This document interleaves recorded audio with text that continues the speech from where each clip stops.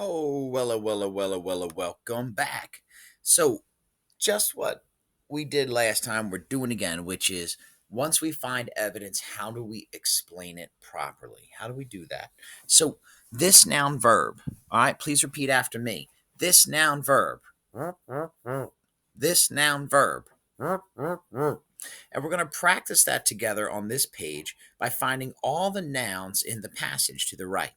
So let's take a moment and highlight all the nouns: tradition, enemy, progress, that, letters, sign, school, thing, we.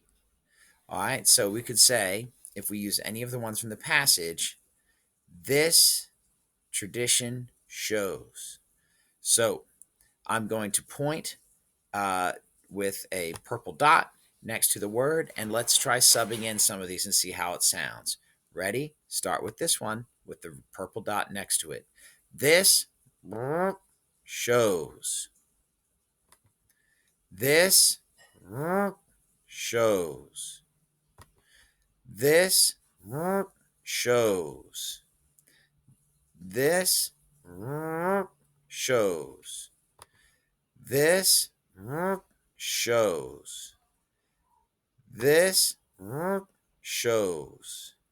This shows.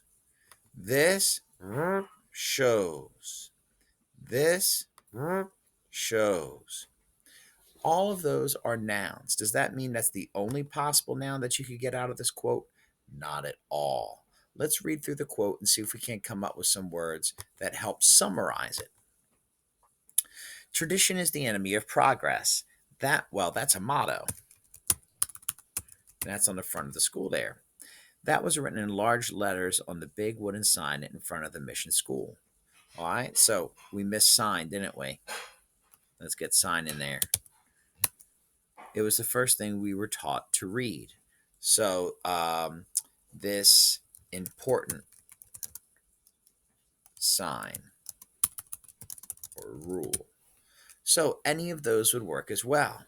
Which could you write for number one? Please choose one of the yellow nouns or one of the blue nouns to sub in for number one for this shows. Please take the time to do that now.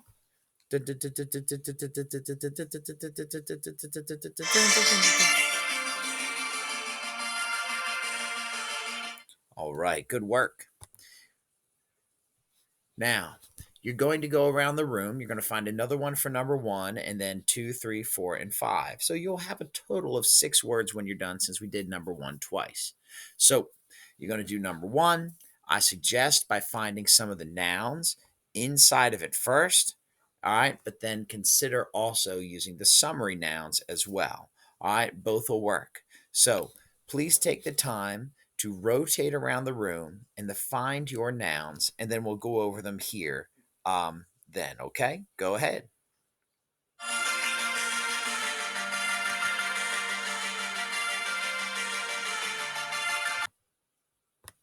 Okay. So, taking a look at number 1.1, I did not highlight everything, but I highlight some stuff that I thought might be useful. So, if you were to do this spoke, well, that doesn't quite work, right? But you can change it to a noun. So, I could say, was at mission school, I spoke polite Navajo greeting my parents had told me. You could say, this spoken greeting, right? You could also put, he yelled something and slapped his hand over my mouth. You could put, this slap, right?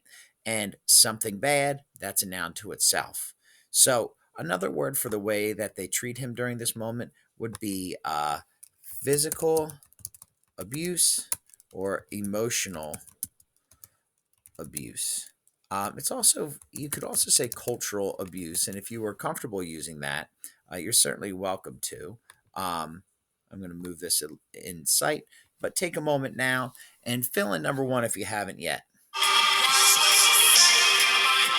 All right. So next, 2.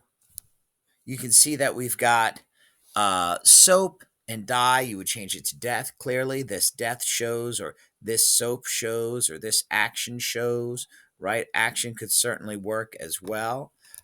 It was a punishment. Take a moment and please choose for number two.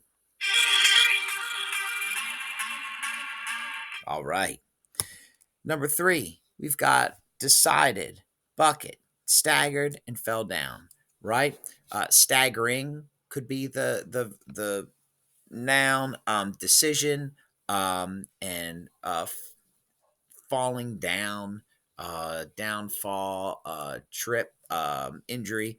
Any of those would work as well. Go ahead and please decide for number three. All right. Next, we've got a ton of different nouns for number four.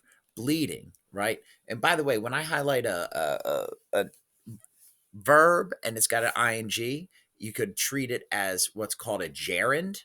A gerund is when you take a verb and turn it into a noun. So we've got a gerund like bleeding, for instance, or falling. Those are both gerunds if you choose to use them as a noun, right? Falling can hurt, right?